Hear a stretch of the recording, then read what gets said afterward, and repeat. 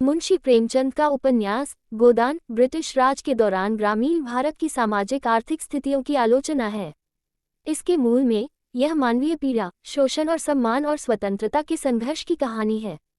कहानी एक गरीब किसान होरी और उसकी पत्नी धनिया के इर्द गिर्द घूमती है, जो बेलारी नामक गांव में रहते हैं।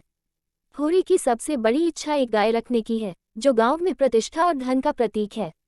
वो एक गाय खरीदने के लिए एक अमीर चालाक साहूकार लाला से पैसे उधार लेता है और उसका नाम गोदान रखता है। हालांकि ऋण का बोझ और उच्च ब्याज दर होरी और धनिया के जीवन को कुचलने लगती है। इसके अलावा कहानी में उनके शोषणकारी बड़े भाई हीरा को दर्शाया गया है, जो उनके खिलाफ साजिश रचता है।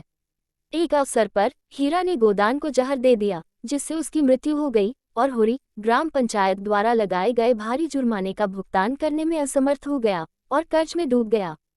इस ग्रामीण पृष्ठभूमि के समानांतर प्रेमचंद मिस्टर और मिसेज मेहता पर ध्यान केंद्रित करते हुए एक शहरी परिदृश्य का चित्रण करते हैं, जो शिक्षित पश्चिमी भारतीयों का प्रतिनिधित्व करते हैं जो अपने अस्तित्व संबंधी संकटों से जूझ रहे हैं।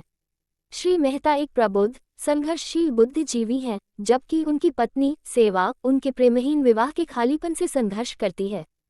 प्रेमचंद ने शहरी और ग्रामीण जीवन के बीच असमानताओं और सामाजिक स्तर से परे पीड़ा की साझा मानवीय स्थिति को उजागर करने के लिए होरी और मेहता के जीवन को प्रभावी ढंग से प्रस्तुत किया है।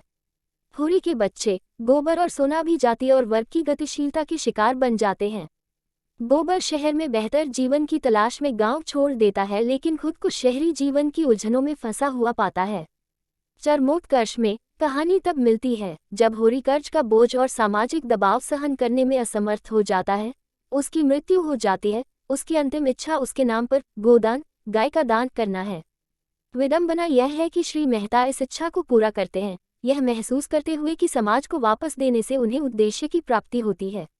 गोदान पात्रों और कहानियों की एक समृद्ध टेपेस्ट्री है। प्रत्येक ग्रामीण जीवन की कठोर वास्तविकताओं, जाति व्यवस्था, वर्ग संघर्ष, लिंग असमानता और गरीबी के निरंतर चक्र में अंतर्दृष्टि प्रदान करता है।